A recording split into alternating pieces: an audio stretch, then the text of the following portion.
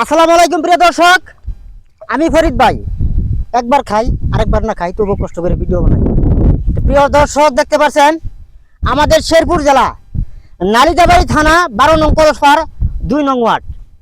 এই দেখতে পাচ্ছেন পূর্ব কলসপাড় মাঝখান দিয়ে, বিলের মাঝখান দিয়ে একটা রাস্তা, কিরকম একটা অবহেলিত রাস্তা, নাই কোনো যাতায়াতের কোনো ব্যবস্থা। দেখতে পাচ্ছেন প্রিয় দর্শক, পানি কিন্তু এসে পড়ছে। তো এই গ্রামের মানুষ বড় অসহায়। আমি মনে করি আমাদের বাংলাদেশ সরকার এবং নালিতাবাড়ি থানার এমপি সাহেব আছে ফাহিম চৌধুরী, ওনাকে আমি অনুরোধ করে বলছি, আপনি যেভাবে পারেন একটা রাস্তার ব্যবস্থা করে দেন। এই দেখতে পাচ্ছেন ছোট ছোট বাচ্চারা স্কুলে যায়, মাদ্রাসা যায়, এই রাস্তা লেগে যেতে পারে না। তো এই রাস্তা লেগে আমার একটা ভাই আছে, ভাই লেগে কথা বলি বিস্তারিত, আপনারা শুনেন ভাই কি বলে। আসসালামু আলাইকুম ভাই। কেমন আছেন?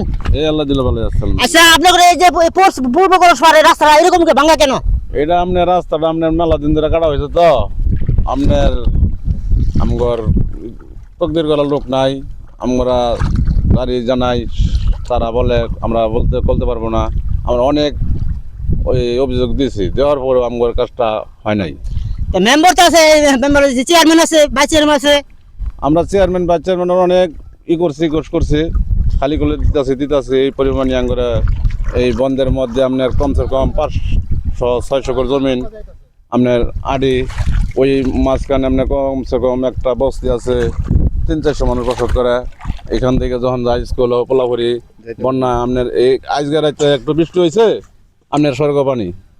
তাই আমরা এই মিলে আপনার বগান দিয়ে আমরা ফিরতেছি। আপনি যেহেতু আপনার ফরিদ ভাই না, আপনি ফরিদ ভাই, আপনার কাছে আমগর একটাই কোর্স, আপনি এটা যেমনি পারেন আঙ্গর সড়কটা একটা ব্যবস্থা করে দেবেন। আসসালামু আলাইকুম প্রিয় দর্শক, এই ব্যাপারে রাস্তার ব্যাপারে আমার একটা কাকা আছে, মুরবি কাকা, কি বলে আপনারা শুনেন। আসসালামু আলাইকুম কাকা। ওয়ালাইকুম সালাম। রাস্তার ব্যাপারে কিছু আলাপ করেন।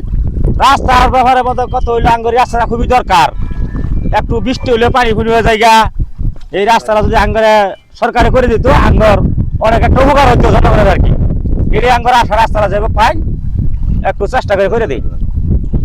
প্রিয় দর্শক, আজকে আমার ভিডিওটা যারা দেখবেন, যাদের মোবাইলের সামনে যাবে বেশি বেশি করে শেয়ার করবেন, যেন বাংলাদেশ সরকার তার এক সরকারের কাছে পৌঁছায় এবং আমাদের নালিতাবাড়ি থানার এমপি সাহেব আছে, ফাহিম চৌধুরী সাহেব আছে, উনার কাছে পৌঁছায়।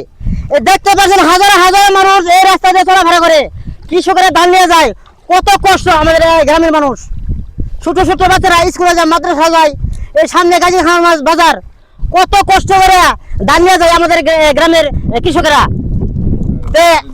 আমি আমার নতুন সরকারকে এবং নালিতাবাড়ি থানার এমপি সাহেবকে দুহাত ধরে অনুরোধ করছি, যেভাবে পারেন এই পূর্ব কলসপাড় 2 নং ওয়ার্ডের একটা রাস্তার ব্যবস্থা করে দেন এবং দিলে এই গ্রামের মানুষ আসা যাওয়া করতে অনেক সুবিধা হবে, অনেক ভালো হবে। এই বলে আমার কথা শেষ করছি। সবাই ভালো থাকবেন, সুস্থ থাকবেন। খুদা হাফেজ।